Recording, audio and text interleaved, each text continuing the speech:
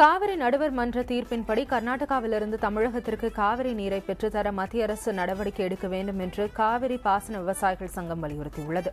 Delta பகுதியில் நடைபெற்று வரும் ஒருபோக சம்பா பயிரை காப்பாற்ற காவிரி நீரை மத்திய அரசு கர்நாடகாவிலிருந்து பெற்றுத்தர வேண்டும் என்று தமிழக முதலமைச்சர் ஜெயலலிதா பிரதமர் மோடிக்கு கடிதம் எழுதியிருந்தார். இந்த கடிதத்தை கர்நாடகாவிற்கு பிரதமர் அனுப்பி வைத்தது ஏன் என விளக்கம் கேட்டதன் விளைவாக கர்நாடக அரசு தண்ணீர் திறக்க மறுத்துவிட்டதாக காவிரி பாசன விவசாயிகள் குற்றம் சாட்டியுள்ளனர். பிரதமரின் இந்த செயலுக்கும் தமிழக விவசாயிகள் கண்டனம் தெரிவித்துள்ளனர். கர்நாடக அரசுக்கு ஆதரவாக தொடர்ந்து பிரதமர் செயல்படுகிறார் என்கிற குற்றச்சாட்டு இருக்கிற நிலையில் தற்போது பிரதமர் உரிய நடவடிக்கை எடுத்து தமிழக அரசிற்கு உரிய பதிலை தராமல் கர்நாடக அரசுக்கு அனுப்பி கர்நாடக அரசு அந்த மாநில விருப்பத்துக்கேற்ப பதிலளித்திருப்பது மிகப்பெரிய அதிர்ச்சிக்குள்ளாகி இருக்கிறோம். அவங்களுக்கு குடகு மாவட்டத்திலேயே நிறைய மழை பெஞ்சிருச்சு. ஜூன் மாசத்துலேருந்து ஆகஸ்ட் மாதம் வரைக்கும் 33% அதிகமாக மழை பெஞ்சு கிட்டத்தட்ட நெல், கரும்பு, வெண்டிக்காய், வாழை எல்லாம் நிறைய சாகுபடி பண்ணியிருக்காங்க. இந்த சூழ்நிலையில் தமிழ்நாட்டை வஞ்சிக்கிறது சரியில்லை. உடனடியாக ஏற்கனவே எங்களுக்கு பாக்கி இருக்கிற தண்ணியே ஜூன் மாதத்துலேருந்து ஆகஸ்ட் வரைக்கும் 27 TMC தண்ணி இருக்கு. 4 ஆண்டுகளாக குறுவை சாகுபடி இல்லாமல் இப்போ தான் சம்பா சாகுபடி செஞ்சுருக்கோம். சம்பா சாகுபடிக்கு தண்ணி பத்தவே பத்தாது.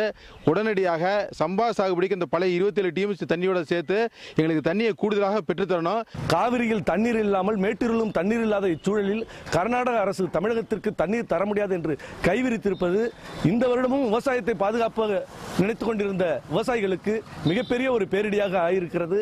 இந்த வருஷமும் விவசாயம் தப்பிக்குமா என்கின்ற ஒரு மிகப்பெரிய நெருக்கடி உருவாகியிருக்கிறது.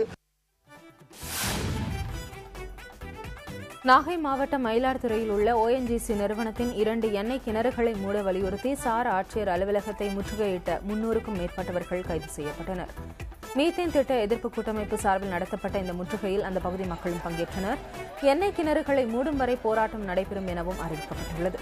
ONGC நிறுவனத்தின் செயல்பாட்டால் அந்த பகுதி முழுவதும் சுகாதார சீர்கேடு ஏற்படுவதாகவும் குற்றச்சாட்டு எழுந்துள்ளது. நாமக்கல்லில் நகர்மன்ற கூட்டத்திலிருந்து திமுக உறுப்பினர்கள் வெளிநடப்பு செய்தனர். தங்கள் வார்டு பகுதிகளுக்கான மேம்பாட்டு பணிகளை நகராட்சித் தலைவர் புறக்கணிப்பதாக அவர்கள் புகார் தெரிவித்தனர். நாமக்கல் நகராட்சியின் நகர்மன்ற கூட்டம் தலைவர் கரிகாலன் தலைமையில் நடைபெற்றது. கூட்டத்தில் நகராட்சி வார்டு உறுப்பினர்கள் பலரும் பங்கேற்றனர். இதில் நகராட்சி பகுதிக்கு உட்பட்ட சாலைகளை 8,60,00,000 ரூபாயில் மேம்படுத்த தீர்மானம் நிறைவேற்றப்பட்டது. இந்த தீர்மானம் அதிமுக உறுப்பினர்களின் வார்டு பகுதியில் சாலை மேம்படுத்த நிறைவேற்றப்பட்டுள்ளதாகவும் இதேபோல் தொடர்ந்து திமுக உறுப்பினர்களின் வார்டு பகுதிகள் புறக்கணிக்கப்படுவதாகவும் கூறி திமுக உறுப்பினர்கள் வெளிநடப்பு செய்தனர்.